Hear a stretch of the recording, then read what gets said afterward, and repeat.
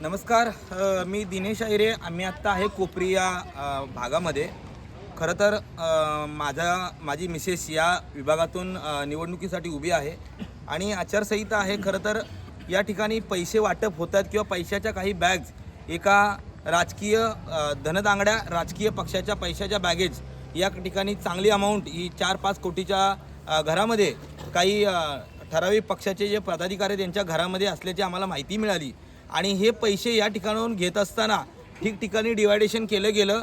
आमच्या काही लोकांनी पाहिलं, परंतु ही लोकं एवढ्या शितापीने गायब झाली. आजही आम्ही निवडणूक अधिकाऱ्यांशी बोलणं झालं आरोनशी. त्यांचं म्हणणं असं आहे की आम्ही कोणाच्या घरामध्ये धाड करू शकत नाही आहे. खरं तर प्रत्येकाच्या घरामध्ये पैसे ठेवले आणि ते पैसे वाटले गेले. प्रत्येक बिल्डिंगमध्ये एकाच्या घरामध्ये पैसे ठेवून ते बिल्डिंगमध्ये वाटले गेले.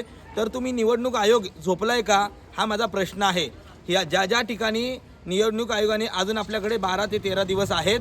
निवडणूक आयोगाने निर्णय घ्यावा आणि त्यांना ज्या ठिकाणी माहिती मिळेल की कोणाच्या घरात, कोणाच्या ऑफिसमध्ये किंवा कुठे पैसे वाटप आहे, अशा ठिकाणी त्वरित पोचून या धनदांगड्या राजकीय पक्षांना पैसे वाटणाऱ्यांवर त्वरित कारवाई करावी. आचारसंहितेचा भंग करता याची कारवाई करावी. पण माझी जनतेला ती विनंती आहे की आत्ताची निवडणूक ही पूर्ण निवडणूक पैशावर चालणारी आहे. या ठिकाणी प्रामाणिक काम करणारी जी लोकं आहेत,